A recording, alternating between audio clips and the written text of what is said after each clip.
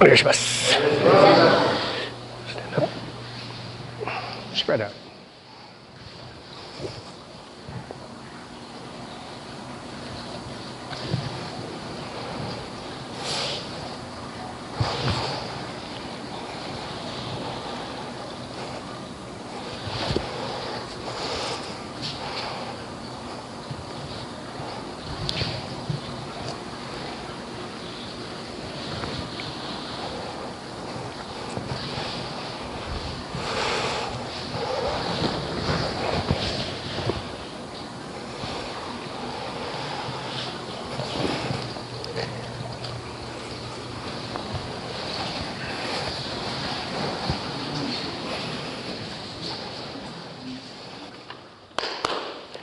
All right, so this technique, we all know this technique. It's a very basic or fundamental technique for Aikido practice. I learned the verbiage for this was from Kanai Sensei as Hito irimi-nage. I don't know what the character is, but he always pronounced it Hito irimi-nage, a form of irimi-nage. So in this case, we have katatadori. I can feel pressure here. I want to enter. Kind of want to leave this where it is though, relax my shoulder, move my body forward. I want to make sure that my body parts are acting in unison together, TOITSUTAI. So as I move forward, my shoulder relaxes, this is going to relax, and I bring my body forward. Slide forward, turn my hip.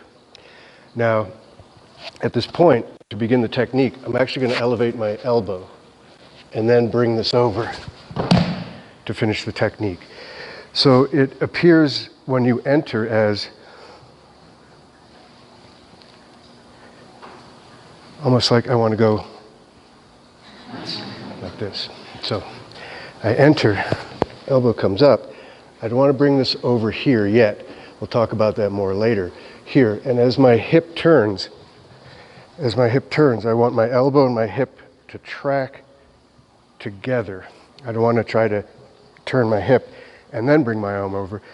I want to unify the parts of my body so that when I'm done with this technique and my partner's taking ukemi, everything I have is focused on the place where I want to put my uke. So here,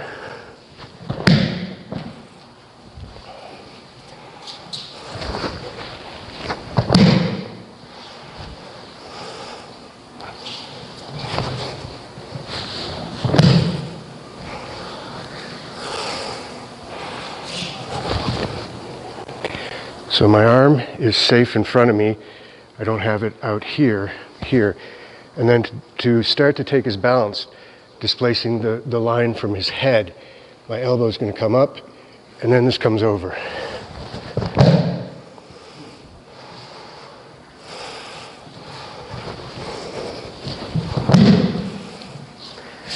Please continue, take ukemi. Thank you very much.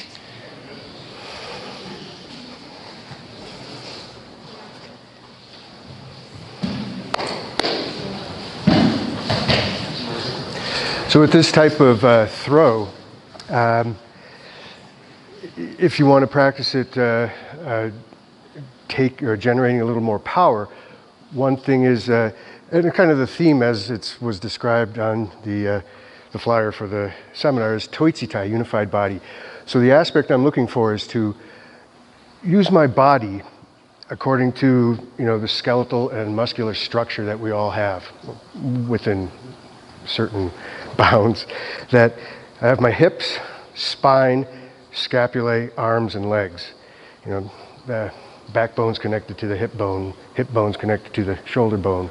And it sounds strange, but it's true that if I want to move my hip, my spine is attached to my hips.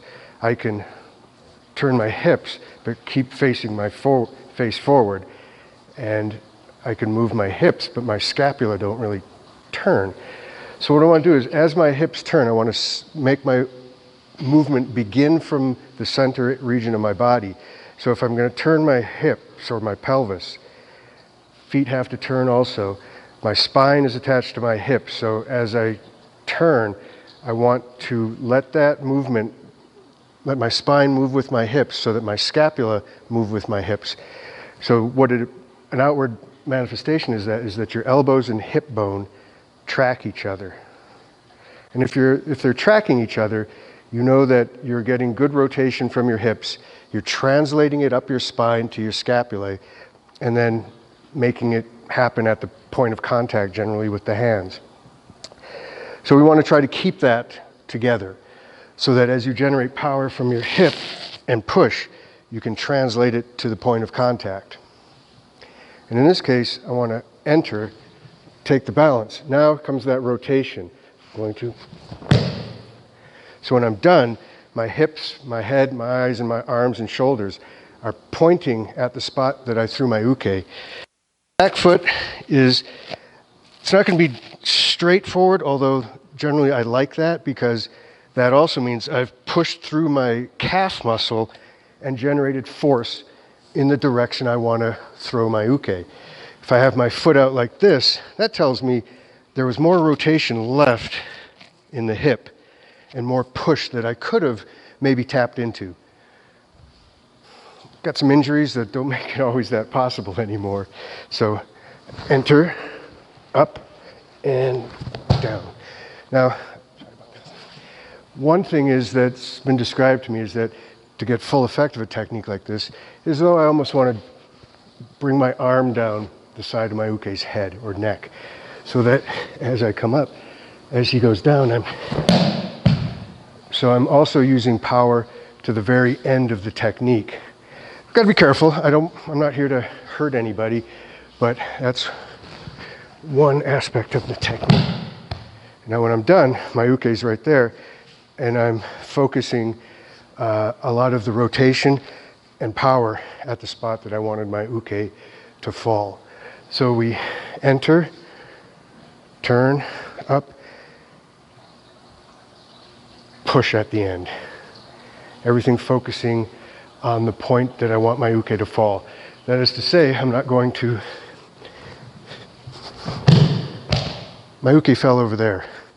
Everything I have is looking over here. So I can do that. I just did it. But I could also turn and generate more power and direct it into my uke, or into the technique, not necessarily.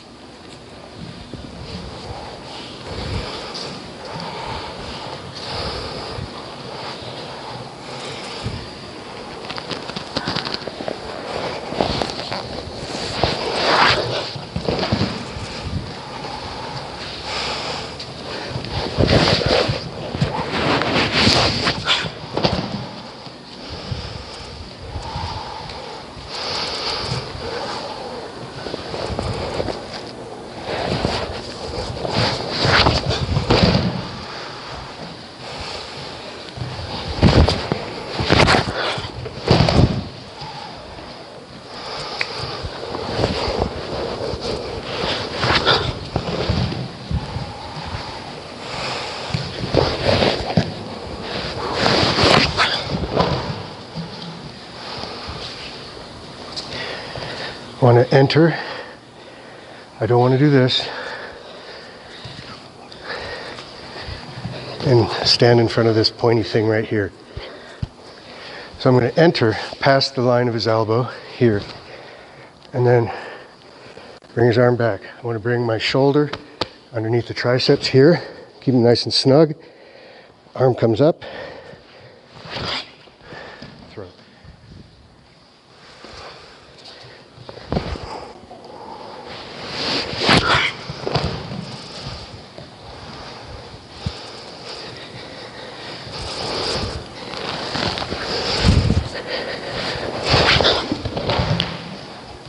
So let's give this a try.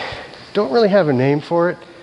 I like to call it Sankaku irimi-nage, because it's a somewhat of a jiu-jitsu technique in that I want to get to here and take my partner down for a triangle lock. So let's give it a try.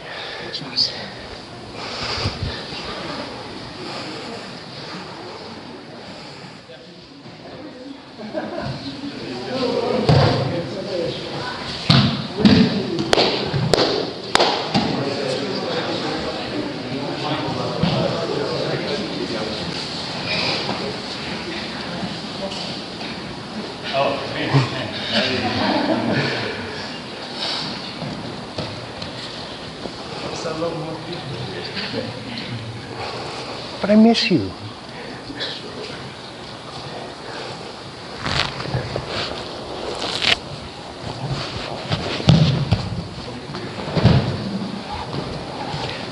So, as we all know, things can go wrong with technique. Here, maybe he's going to lean into me. What I'm going to do is I'm not going to worry. I'm just going to put my foot behind him a little bit, turn, so I bring him in front of me here, push.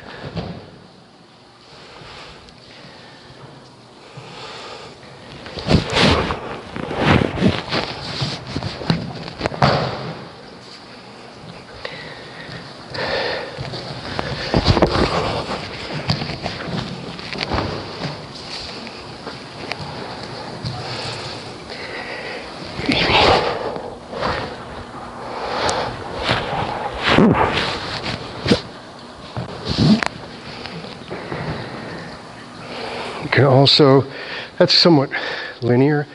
It's also possible to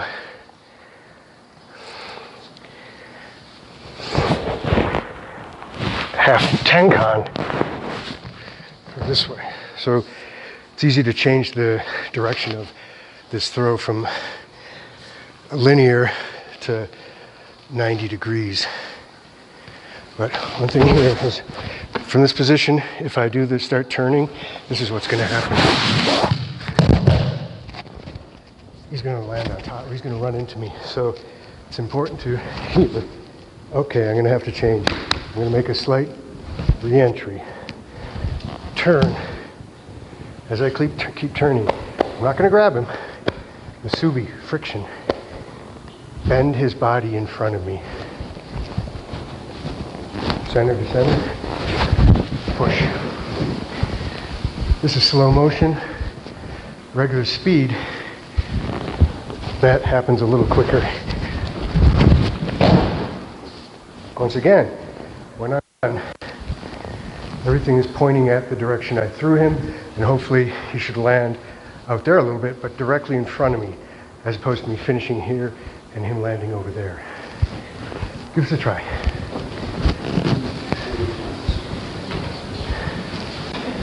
Breathing a little hard up here in this rarefied air. Just where I for a moment, please, whatever you do, the techniques like this, big throws or some distance, make sure that you're throwing to the outsides of the mat. Don't throw your uke into the inside of the mat. We don't want any collisions or banging heads. So figure out your orientation that you throw towards the outside of the mat. So throw looks good. Release him at the end. Don't keep as you're throwing, like this aspect here. As you throw here, and then let him go. So as you step back and turn, you've got to stop your rotation and produce linear force. So you want to, at some point, step back, push, as opposed to continuing the rotation. Otherwise, she'll rotate with you, and then something different happens. And as you re-enter a little bit, let's see. It's hard to do on my own. Get to here, right? Re-enter. Now, okay, hold on. As I step back, I want this foot to cross over the. Excuse me. I want this to come over here. So now, as I rotate my hips some more, I have a balanced stance and I can push. So it's a here. And then you can point everything in the direction you want to throw.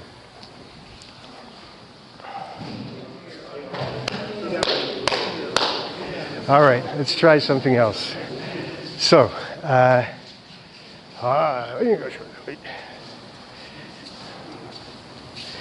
so with our basic thing here, we have Hito irimi-nage.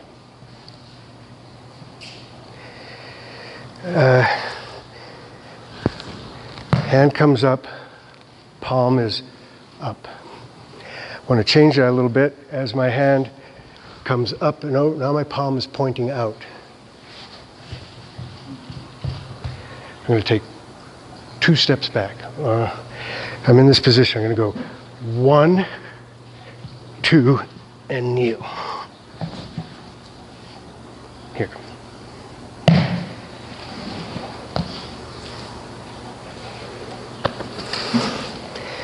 This is essentially a tanto technique, but we don't need to have the tantos out at this time. So, irimi, hand comes, I get the line of his elbow, or his, my elbow to take the line of his head away. Hand out, around, here. 1, 2, kneel down, armbar. And I'm just going to let him go for now. At that point, he should hopefully drop the tanto. If not, you could proceed to put more force onto the elbow and see what happens. So, irimi, up, here. 1, 2, and kneel. Just gonna let him go.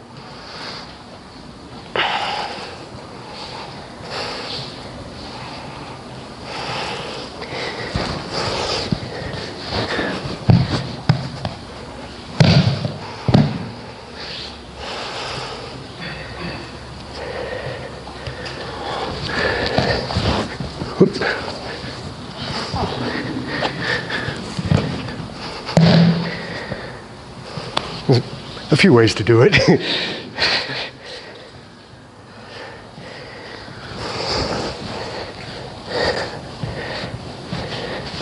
You don't want to go with this knee. You want the other knee to bar the elbow. He's keeping himself up. That's good. Here, I'll let him go. Give it a try. Let's have one more look at this and see what we can do.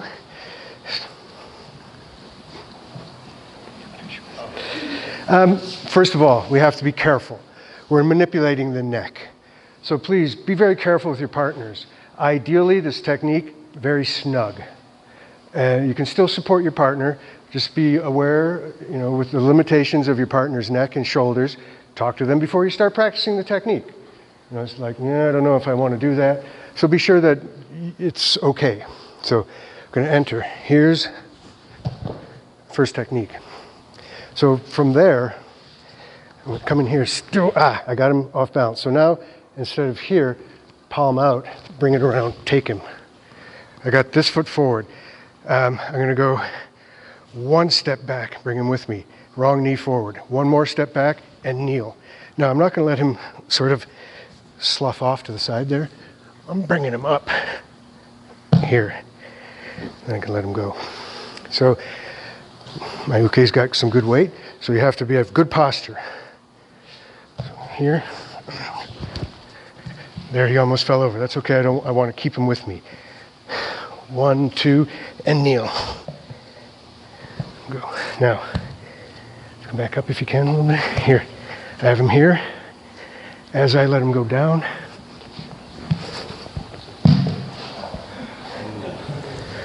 I'll continue and put him in an arm bar. Don't have to do that, but but if you want to, you can. So, that would be if you can, bang, he'll drop the tanto because of the arm bar. Then you can proceed to the next phase and tap him out or injure him if he's still got a lot of fight left in him. So we have irimi.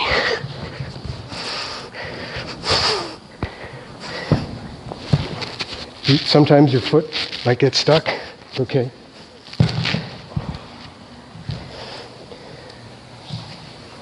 Thank you. Please continue.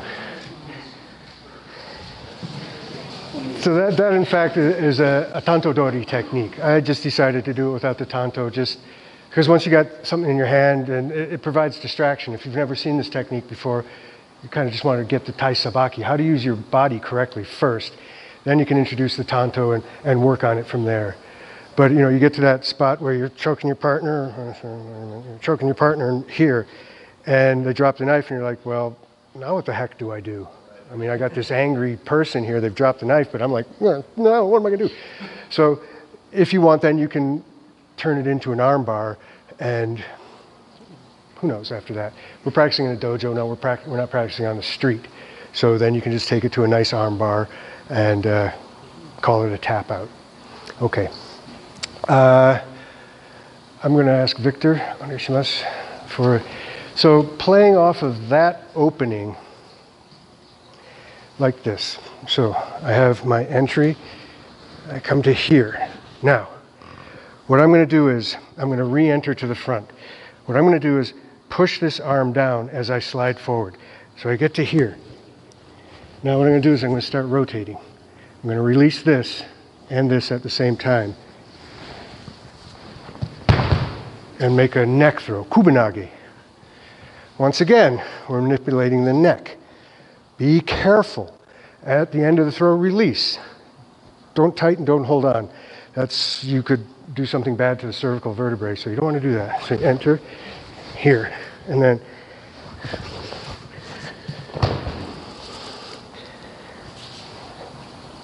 now enter here.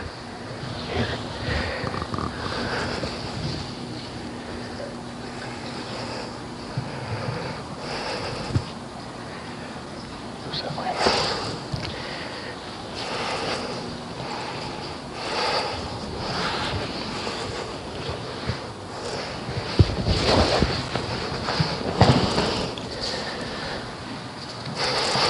Let's try here.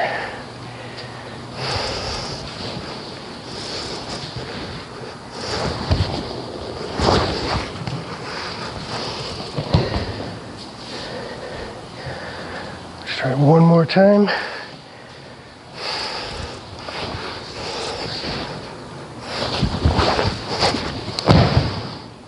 So, irimi-nage, neck throw. Give it a try.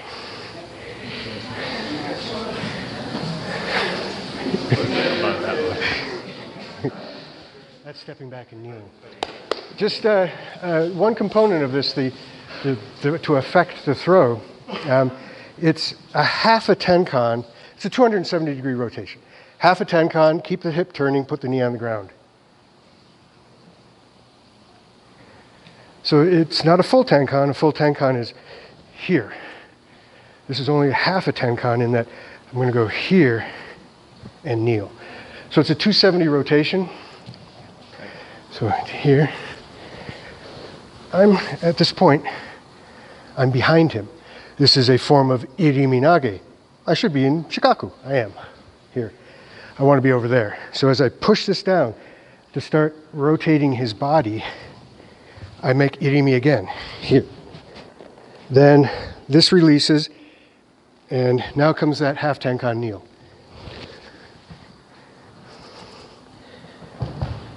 So that's how to affect the throw at the end. There's other ways. You can actually make it into a knee drop otoshi, which is pretty brutal. I don't want to do that, it hurts my knees. So give it a try. Thank you very much, Victor.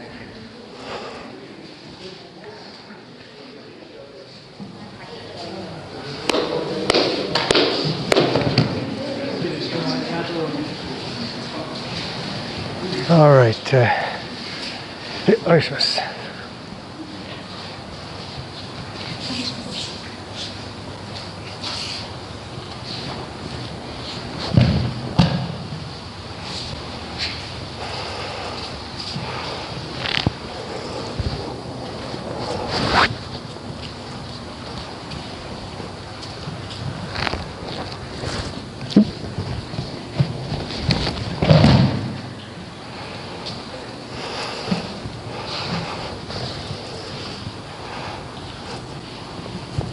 turn. Make it worse.